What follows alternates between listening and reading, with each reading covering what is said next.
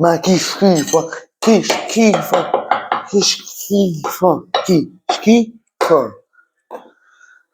che schifo, giù, mamma mia, che munnezza, ma narice.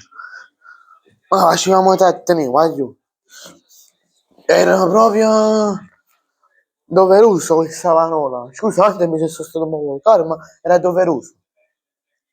Cioè, ma tutto a posto, 3-0, stiamo perdendo. Ma tutto a posto. Cioè, noi siamo al 92esimo e 40, è quasi venuta la partita. Vabbè, io vi saluto, va giù, bella a tutti ragazzi, ben ritrovati in un nuovo video delle aspettative di calcio mercato, Batman napoletano. Come state? Spero tutto bene. Ah giù, allora,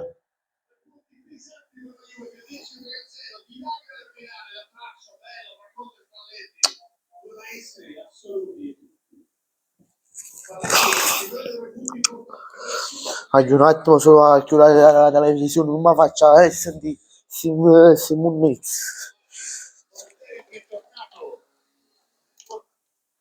Fatto,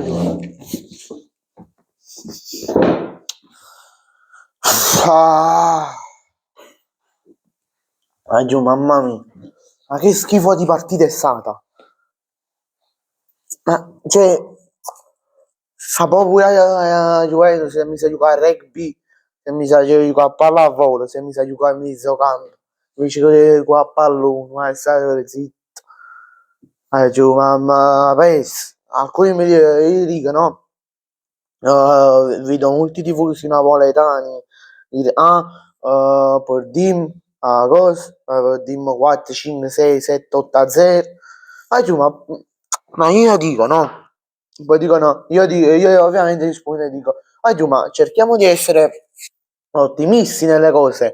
Ok, noi possiamo perdere, ci sta la possibilità che perdiamo e che vinciamo, o anche che pareggiamo. Però vai giù, ma perché siete così tanto stupidi a pensare sempre ogni partita capo il team? Se noi partiamo che già sappiamo che Napoli perde, che senso tiene Napoli partita? Che senso tiene? Ma no? Cioè, dite, boh, che sei perso, c'è un po', tu mica me la guarda, tanto già sai che è perso.